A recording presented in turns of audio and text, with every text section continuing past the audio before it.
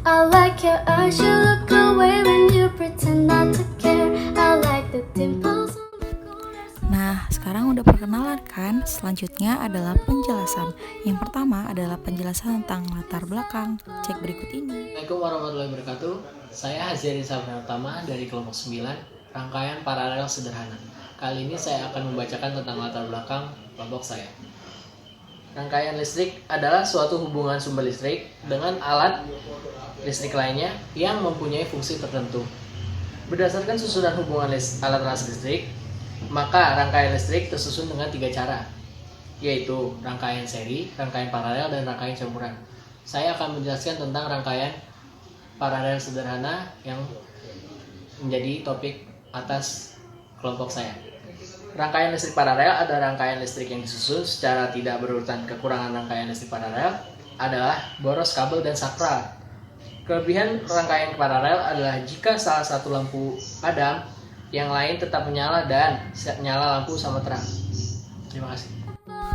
Nah, udah jelaskan tentang latar belakangnya. Sekarang kita bakal ngejelasin tentang alat bahan beserta fungsinya di video berikut ini ya. Assalamualaikum warahmatullahi wabarakatuh. Saya Syanul Hidayatullah, NIM 119130085, Prodi Teknik Elektro. Saya akan menjelaskan alat dan bahan yang digunakan dalam rangkaian paralel sederhana beserta fungsinya. Adapun alat dan bahannya adalah 1. Baterai.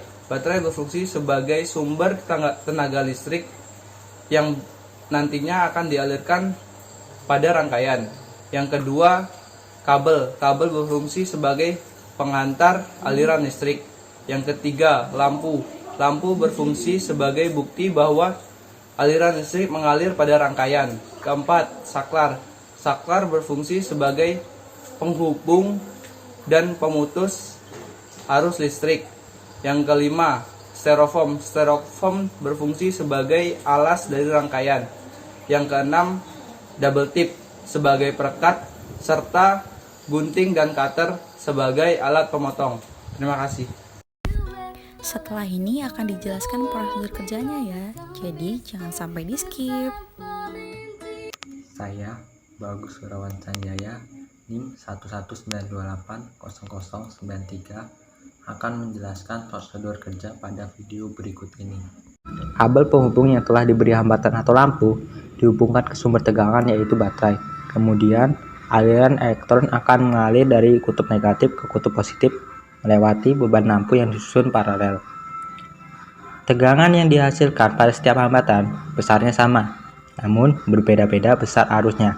Ketika salah satu lampu rusak, tidak akan mempengaruhi lampu yang lainnya. Hal ini disebabkan arus listrik tetap mengalir melalui cabang lainnya. Nah, udah lihat kan gimana cara ngerangkai alatnya? Sekarang adalah fungsi dari alat tersebut. Lihat video ini ya. Assalamualaikum warahmatullahi wabarakatuh.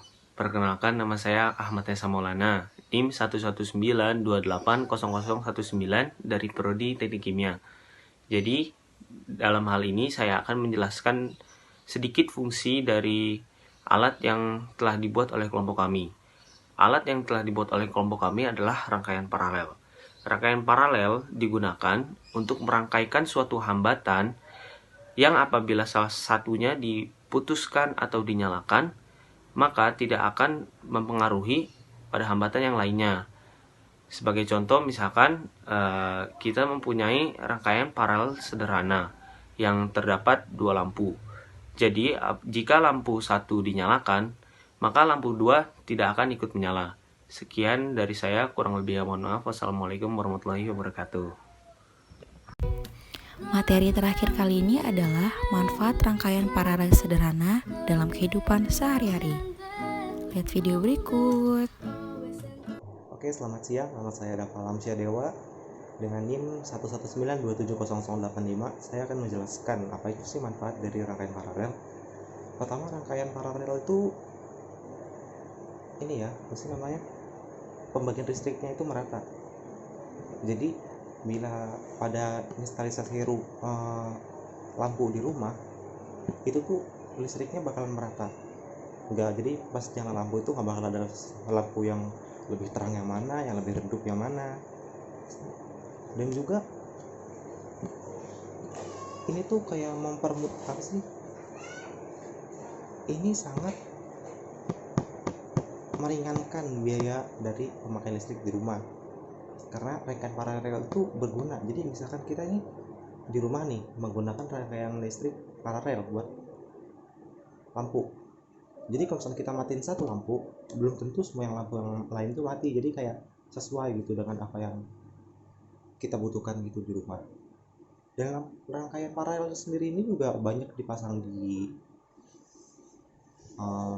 restoran ataupun hotel dan sebagainya, karena ini sangat berguna untuk instalisasi lampu di rumah. Oke, sekian dan terima kasih. Nah, udah selesai kan materinya? Jangan lupa di like, comment, and subscribe. Also the colors of the smile that you wear.